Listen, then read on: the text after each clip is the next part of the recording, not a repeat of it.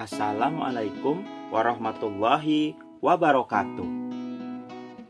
Hari ini saya akan membacakan cerpen yang berjudul Aku, Kamu, dan Jack, karya Agus Sri Purwanto. Cerpen ini akan dibacakan oleh Agus Sri Purwanto. Samarinda, 18 Februari 2007. Oh, hati yang bergejolak, bermimpi dengan balutan nasib. Aku menapaki jalan panjang. Apakah harus kembali ku tata hati yang bergemuruh liar? Apakah belum cukup keyakinan akan diri ini jadi alasan bertahan? Maaf jika bukan menjadi yang terbaik saat ini. Hatiku masih bersih untukmu. Selamat malam. Jack, motor jenis bebek 2 tak dengan mesin 125 cc telah menemaniku sejak 2003. Motor ini kuberi nama Jack karena terinspirasi dari seorang karakter Kapten Jack dalam film Pirates of the Caribbean. Kendaraan yang selama ini terus menemani perjalanan mulai aku awal kuliah hingga saat ini. Motor yang didapatkan dari dealer dekat rumah membayar dengan dicicil 1 tahun. Saat pertama kali mengendarai Jack, hati ini sangat senang sekali. Saat itu, Jack merupakan motor bebek pertama dengan mesin cc terbesar yang keluarga kami miliki. Jack juga menemani perjalanan panjang kisah cintaku dengan Ade selama masa kuliah sarjana Strata 1 dulu. Jaringan internet di warnet yang kudatangi sangat lambat. Dari 20 tempat yang tersedia, semua diisi oleh penikmat internet. Memang malam minggu menjadi hari yang paling ramai pengunjung. Kukejar waktu yang terus memburu. Sudah 3 jam aku duduk di sini. Tampak data yang ingin kucari tidak juga kunjung kutemukan. Semua data yang ingin kucari ternyata berbayar dan memiliki keamanan. Gimana ini, Kak? Iya, ini juga sudah berusaha. Kita sudah hampir 3 jam duduk di sini. Kakak rasa ini sudah cukup. Selanjutnya kita kerjakan secara offline saja. Kemudian billing menunjukkan waktu 5 menit lagi. Waktu akan habis. Kami berdua kemudian bergegas untuk beranjak pergi dari warnet tersebut. Nanti kakak kerjakan tugas makalah ini ya. Adek mengerjakan tugas kelompok. Laptop biar kakak yang bawa. Adek nanti menggunakan komputer teman di kos. Iya. Ku jawab dengan segera naik ke motor merek Honda Karisma berwarna perak dan biru. Ini mau makan dulu atau langsung ke kos? Seraya menaik motor, Ade bertanya padaku. Lapar. Kalau masih lapar, nanti kita mampir ke nasi goreng dekat kos. Ya terserah aja. Gak terlalu lapar sih, tapi beli makan juga boleh. Nanti juga begadang mengerjakan tugas kelompok. Oke, kita mampir. Pagi itu, setelah mencari beberapa tempat rental komputer, ku print hasil tugas makalah milik Ade. Kugandakan hasilnya menjadi 6 eksemplar agar nanti dapat dibagikan dengan kelompok lain untuk didiskusikan bersama rekan sekelas. Kuarahkan Jack ke arah kos Ade untuk menjemput sekaligus berangkat kuliah. Sesampainya di depan kos Ade, ku telepon Ade dan tak lama berselang, Ade menempatkan diri dari dalam kos. Ku pacu Jack menuju gedung pasca sarjana salah satu universitas besar di Kalimantan. Kak, nanti jemput sore ya. Siang ini makan dengan teman sekelas, sekaligus membahas makalah kelompok. Iya. Kakak berangkat sekolah dulu, hari ini ada jam pertama. Sejak semalam, waktu tidurku hanya 2 jam saja. Mata ini terlalu berat untuk dibuka lagi.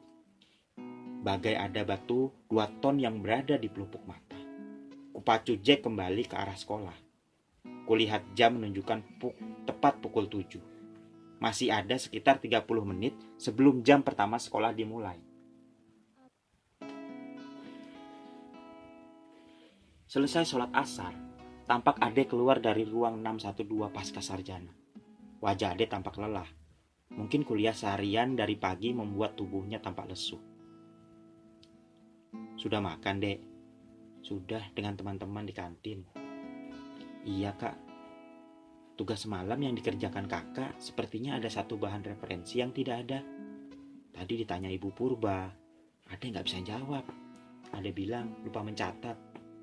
Iya, nggak apa-apa. Berarti ini langsung pulang atau mau diantar kemana dulu? Antar ke seberang. Hari sudah sore. Bis terakhir menuju Banjarmasin semoga masih bisa terkejar. Hari ini kakak antar langsung ke rumah. Ade tampak kaget mendengar yang baru saja kukatakan. Kakak yakin? Iya dong, masa nggak yakin? Jika estimasi waktu ke Balikpapan 2,5 jam, berarti kita dapat mengejar kapal Klotok untuk menyeberang ke Penajam. Kita naik kapal feri di Balikpapan. Menghitung estimasi waktu sekitar 5 jam dari Samarinda ke rumah Ade, berarti kita sampai di Longkali sekitar jam 9 malam. Iya, ini karena ada teman yang kurang persiapan dan terlambat dalam presentasi kelompok, sehingga Bu Purba agak marah dan kita agak terlambat untuk pulang cepat. Ayo, kita mengejar waktu agar sebelum maghrib sudah berada di Balikpapan. Telepon bapak dulu di rumah.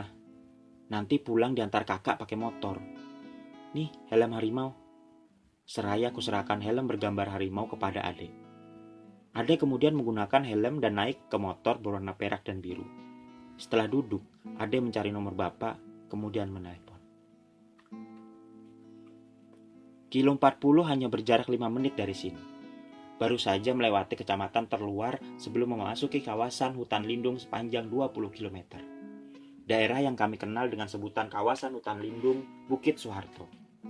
Jalan yang berkelok-kelok, di sepanjang jalan pasti menjadi sensasi tersendiri. Disinilah banyak orang yang menjadi masuk angin dan sampai taraf muntah. Di sini pula banyak spot yang terkenal angker dan kelok yang mematikan karena sering terjadi kecelakaan. Mitosnya, banyak pengendara yang merasa melihat jalan menjadi 2 cabang, padahal jalan hanya ada 1. Tiba-tiba aku merasa mata ini sudah tidak dapat kutahan lagi untuk kubuka. Mata terasa berat saja dan tak dapat untuk kubuka lagi.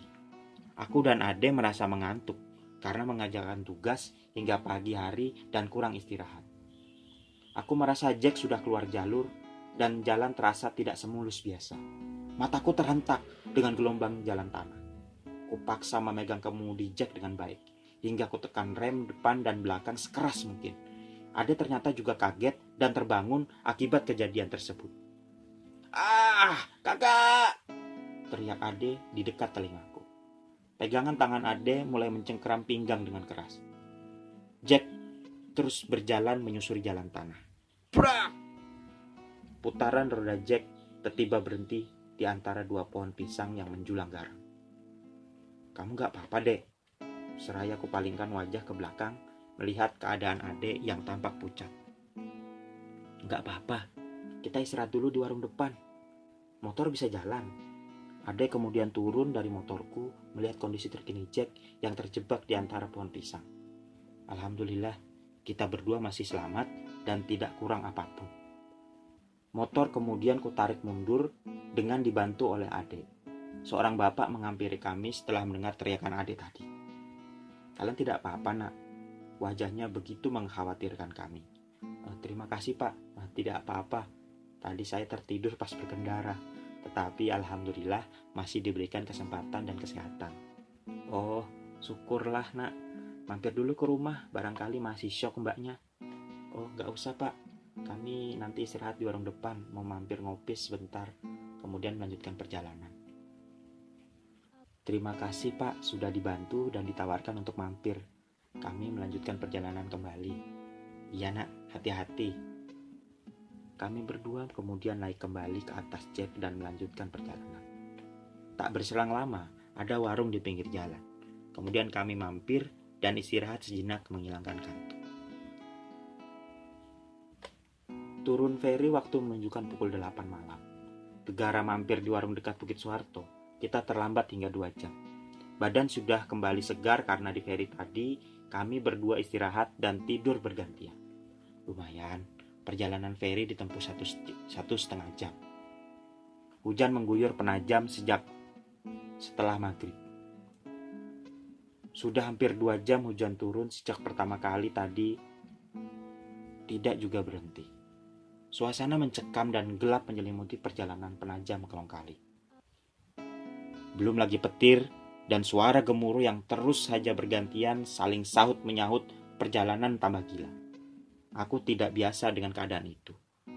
Pasti kaget dan takut ketika petir seolah berada di depan mata. Kita istirahat dulu atau lanjut? Lanjut aja kak, pelan-pelan aja. Tinggal 60 kilo lagi, gak usah buru-buru.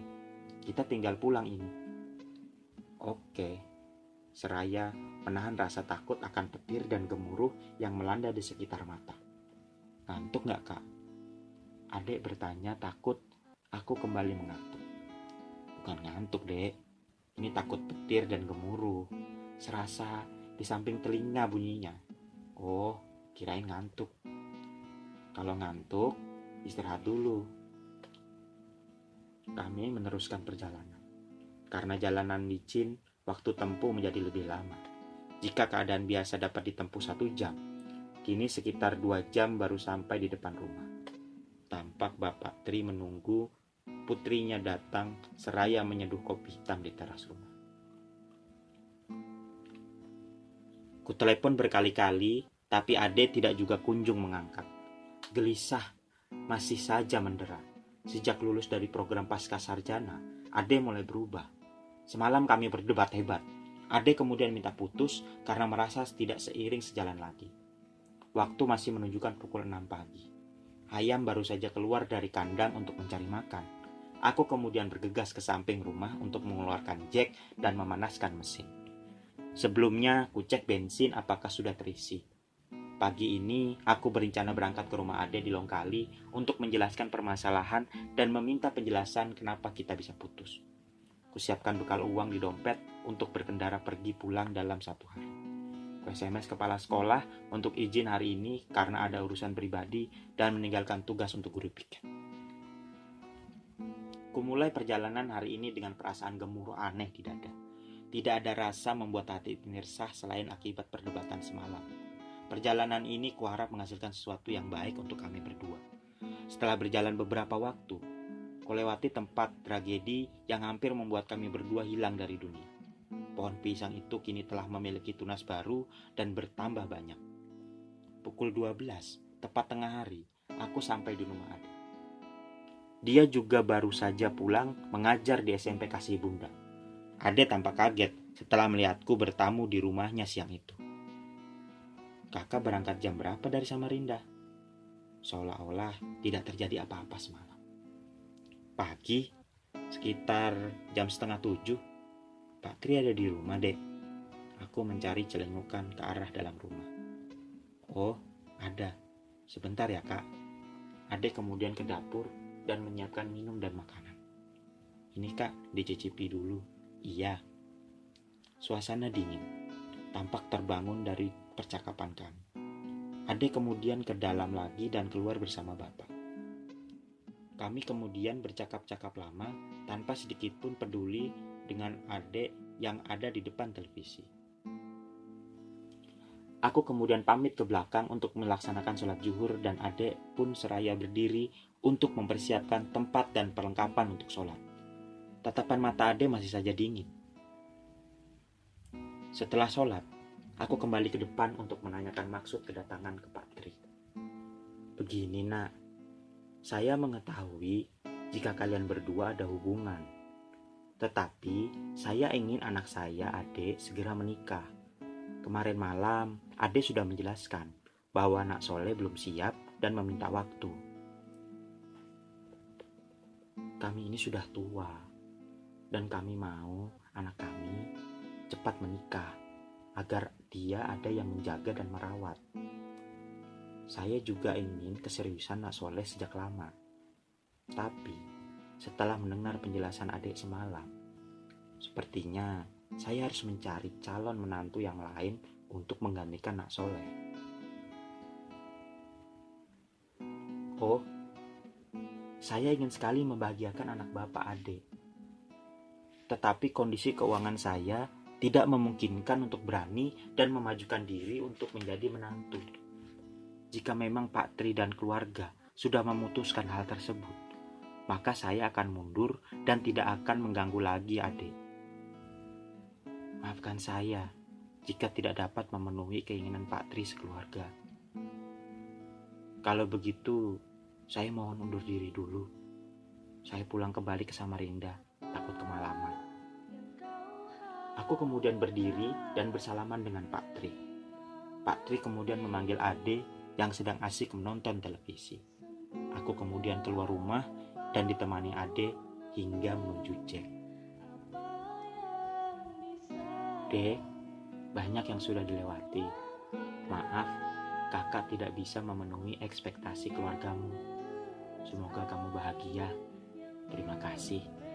Aku mulai menahan air mata yang terus mengembang di sela-sela mata. Kak, semoga kakak juga bahagia. Terima kasih sudah mengisi waktu bersama. Kunyalakan Jack dan pergi berlalu segera. Tepat pukul 2 kami berpisah dan tak pernah melihat kembali. Terakhir kulihat Ade juga menitikkan air mata di pipi halusnya. Jangan pernah berpikir bahwa kapal yang tidak berlayar di pelabuhan itu tidak berguna. Dan kapal yang berlayar tanpa pelabuhan untuk kembali, itulah sebenarnya kapal yang tidak berguna. Janganlah kalian terus berlayar. Carilah pelabuhan untuk nanti kita berlabuh. Hal itu dilakukan untuk menambatkan kapal tua, sehingga tidak larut dalam penyesalan di laut yang dalam. Tamat.